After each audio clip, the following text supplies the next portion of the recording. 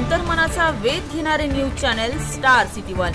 राज्यातील आणि देशातील राजकीय घडामोडी पाहण्यासाठी आणि इतरही बातम्या पाहण्यासाठी सबस्क्राइब करा स्टार सिटी वन। रविवारी सुमारे 3 वाजताच्या आसपास माझ्या मतदारसंघामध्ये जी घटना घडली त्याचं पहिलं मी दुःख व्यक्त करतो, खेद व्यक्त करतो। त्या कुटुंबियाच्या दुःखामध्ये मीही सहभागी आहे, मीही संवेदनशील त्याबद्दल आहे। गेले 2-3 दिवसापासून काही लोक जाणीवपूर्वक या ठिकाणी सोशल मीडियाच्या माध्यमातून माझ्या प्रतिमेला दाग लागावा अशा पद्धतीचे वक्तव्य करत आहेत किंवा काही पोस्ट शेअर करत आहेत। त्याचा खुलासा आणि त्याची माहिती देण्यासाठी मी आपल्याला या ठिकाणी आलेलो आहोत। खरं तर मी आपल्याला सांगू इच्छितो की रविवारी संध्याकाळी रात्री 3:21 रात्रीच्या माझ्या पीएनचा मला फोन आला। आपल्या मतदारसंघामध्ये कल्याणनगर भागामध्ये एक मोठा ॲक्सिडेंट झालेला आहे आणि त्यामध्ये त्याच्यानंतर बरेचशा कार्यकर्त्यांचे फोन आले। त्यामध्ये मला एक कॉल विशाल अग्रवालांचा पण होता।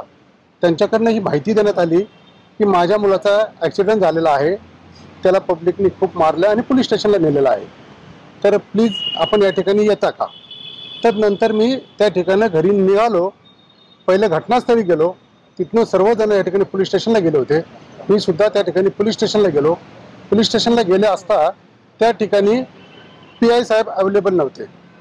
तर मी तिथं माहिती घेतली असता त्यांनी म्हणले साहेब आता बाहेर गेले। तर मी त्यांना फोन लावला, त्यांच्याकडनं माहिती मिळाली की जखमींना घेऊन त्या ठिकाणी ते हॉस्पिटलला गेलेले आहेत। तर मी त्यानंतर तिकडे निघायचा, मी तिकडे येतो अशा पद्धतीने त्यांना सांगितलं। तर PI साहेबांनीच मला म्हणले 10 ते 15 मिनिटात मीच पोलीस स्टेशनला येत आहे, तर तुम्ही तिथेच थांबा। आणि तसं ते आले सुद्धा। आल्यानंतर मी त्या ठिकाणी त्यांच्याशी जाऊन भेटलो, पूर्ण घटनाक्रम त्यांच्याकडनं माहिती केला।